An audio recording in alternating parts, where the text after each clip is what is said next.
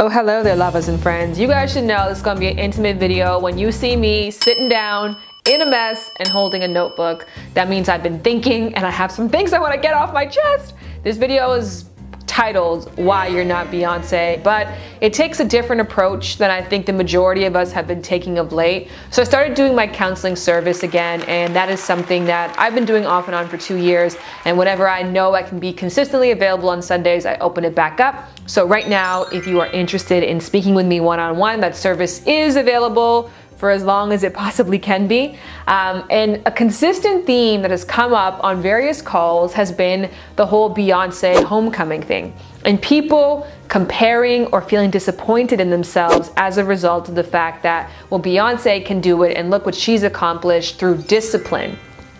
And that is the ingredient that we attribute majority of her success to, right? How hardworking that she is. But today, I choose to be devil's advocate and give you 4 other reasons why you're probably not Beyonce, and why majority of those have nothing to do with how much effort you put in or how much of a hustler you are.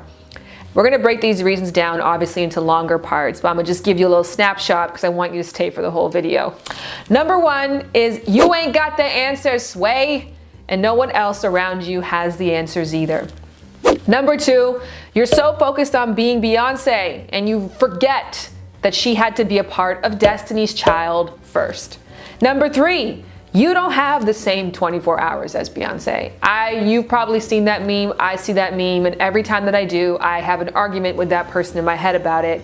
When they say you have the same 24 hours as Beyonce, they ain't got the answers, Sway. I liken Beyonce not to a person, but to a corporation. Beyonce to me is what Walmart is. I don't attribute Walmart's success to one individual's hard work. I think of it as a collection of exceptional minds who stayed in their lane to contribute to the overall brand that is Walmart. Number 4, you don't have the time and you don't have the money, nor do you have the likely success of Beyonce.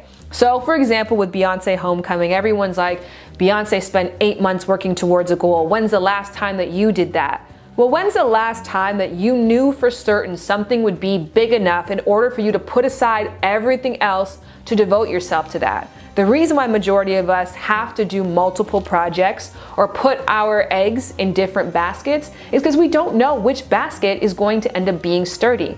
I just want to pause for a quick little second to say the gist of this video is that we now live in a society that says that if you are not as successful or as productive as you want to be currently, it's probably because you're lazy. But the truth of the matter is, for 90% of people, that's just not the case. And they aren't telling the truth about the actual path to success. And as many of you guys know, I have a book coming out called The Game of Desire. And through that book, I have a pre-order campaign and a private podcast you can get access to. And this week's topic is all about who the fuck are you? Actually stepping into your right to greatness, your claim to fame. And at the end of this video, I'll give you a little snippet of what's to come there. Getting back to why you're not Beyonce. The first one is you ain't got the answers, Sway, and no one you knows has them either.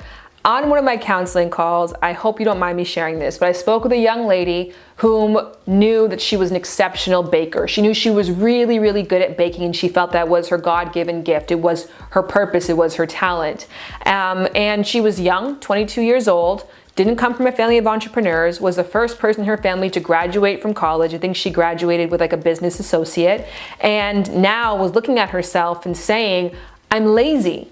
I am lazy because I have everything that I need to be successful, and yet my cookies are not in stores, and yet my cupcakes are not world renowned. What's wrong with me? Why am I so unmotivated?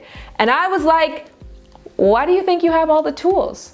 What about your life? What about your upbringing, the circle that you're surrounding with, makes you feel like you have all the tools necessary to become the person that you haven't yet been, and that nobody around you has yet been? A lot of us don't have the answers. We didn't grow, unless you grew up in a farming family and your ultimate goal is to be a farmer, then yes, you might have the answers because you were raised within a dynamic, you understood the business models, you could learn from your parents' mistakes as well as their triumphs, collect that information together, and on top of that, if you're a farmer, you probably know other farmers, and so that business is second nature to you. In that case, yes, you might have the answers, but majority of us, why would you know what it takes to create a multi-billion-dollar company all on your own? Majority of us don't grow up in families who have done that thing previously to us, and so we are essentially pioneering our own path, and that's difficult. And it's not just hard work. It's not just a strong work ethic. It's not just having a goal and a dream. It's having a process, a tried and true process. It's having a network and connection to a great network. And so if you find yourself in a position where you know what you want and you have the passion, but you're not getting the results, it's because you're probably not within the right system. You got to surround yourself, and this will lead us nicely into point number 2. You're focused on being Beyonce and not a member of Destiny's Child. In order for you to be successful at something, you have to surround yourself with like minds. That notion that we, again, can just do it without having a support system of people around us is a very, very Americanized way of thinking that I don't think services majority of people's actual success stories. Beyonce didn't become Beyonce because she really wanted to. From the age of like 4 years old, her parent, who decided to devote their life to her success in this one specific field, took it upon themselves to impart all of their tools, all of their contacts, all of their efforts and wisdom through their 30+ years of life onto a young child. So from a very young age, she was being educated and groomed to find success in this area. Then he started partnering her up with other people who had the same thing, and maybe their parents had different contacts and different access. And now they had a network of support of people who all had one shared goal. And leading on to that point, I didn't even write these in order to piggyback off each other, but they're just flowing so seamlessly. But number 3 is you don't have the same 24 hours as Beyonce, because Beyonce is not just Beyonce. When a Beyonce 24 hours is the people who run Ivy Park, the people who run her production, the people who are negotiating with Netflix to get her special aired on there, the people who are designing her costumes, the people who are arranging her band for her choreographers. So in that 24 hours, there might be 200+ people who did the Beyonce. When you have 24 hours, it's just you probably. I'm at a place now where I've just recently begun to Beyonce my 24 hours, meaning there are some days, guys, that I suck. Like, I'm just not motivated, I'm not in the mood, I just wanna go play tennis or make love or chill or eat bad. I don't wanna do nothing. But I hired an assistant, I have a manager, I have an agent, I have a lawyer, I have a PR team, I have a publishing company. And so on days when I'm slacking, someone else who was a part of my team or my zeitgeist might have had a killer day for me. And so a successful day for me is not contingent on my effort. And that is Beyonce to the billionth degree, right? Like, she could probably at this point in her career afford to take months off at a time. And that month that she took off might be her most profitable month to date, depending on what her team members did. And we can work up to that point, but we shouldn't be expected to be held to the same standard as that point. Rolling through it. The reason why that you're not Beyonce is because you don't have Beyonce expectations for yourself, and nobody else places Beyonce expectations on you. I know this firsthand. Again, comparing my first and my second book. Somebody recently asked me, how did I find the discipline and motivation to finish my book? I didn't need to search very far, because if I didn't, I would be sued. I was contractually obligated. I had several people depending on me. I had to sign something before I even put pen to paper that agreed I would complete it, and I would complete it along a certain timeline. There is a much bigger difference between doing something because if you don't, there'll be consequences, and doing something without any notion of consequences, without any accountability, with no one caring whether you do or don't. I think back to the time that I wrote my first book, where I sat in my living room. I failed a year of college in dedication to something I didn't know would get sold, and 2, I had no guarantee that anything would happen with it, and nobody cared. As a matter of fact, at the time, no one wanted me to be writing that book. My family was not enthusiastic about their youngest daughter writing a sex book, and yet somehow I found the courage, some of the time, to be progressive.